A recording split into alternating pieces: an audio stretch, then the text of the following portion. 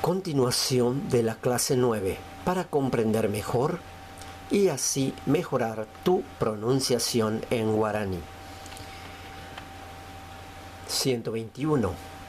Jauma, ya comí. 122. Jeka, buscar. Ajeka, estoy buscando. 123. Iyaraí, está nublado. 124. Ikatu, puede ser. 125. Yahoo, bañar, bañarse. Ayahu, me estoy bañando. 126. Yapo, hacer. Ayapo, estoy haciendo. Vamos a irnos ahora con las oraciones. 121. She ahama jaja uma tembiu. She ahama jaja uma tembiu. Yo ya me fui y ya comí la comida.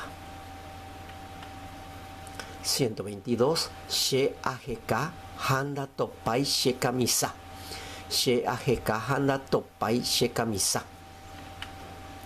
Yo busqué y no encontré mi camisa.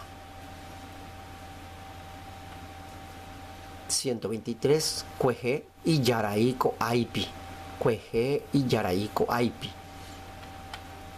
Ayer estaba nublado por acá.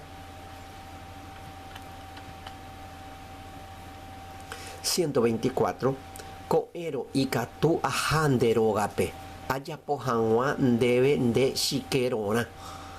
Koero ikatu ahanderogape. Ayapo hanwa debe de shikerona.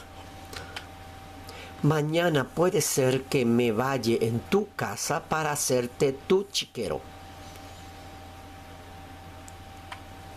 125. Sheaha usurupe ayahu hanwa. Sheaha usurupe ayahu hanwa. Yo me fui en el arroyo para bañarme. 126. She ayapo reviro arambosa hanwa. She ayapo reviro arambosa hanwa. Yo hago reviro para desayunar. Espero que les ayude con la pronunciación del guaraní y que me sigan también en mi canal de YouTube, en donde estaremos haciendo muchas oraciones y así seguirás practicando nuestro dulce idioma guaraní.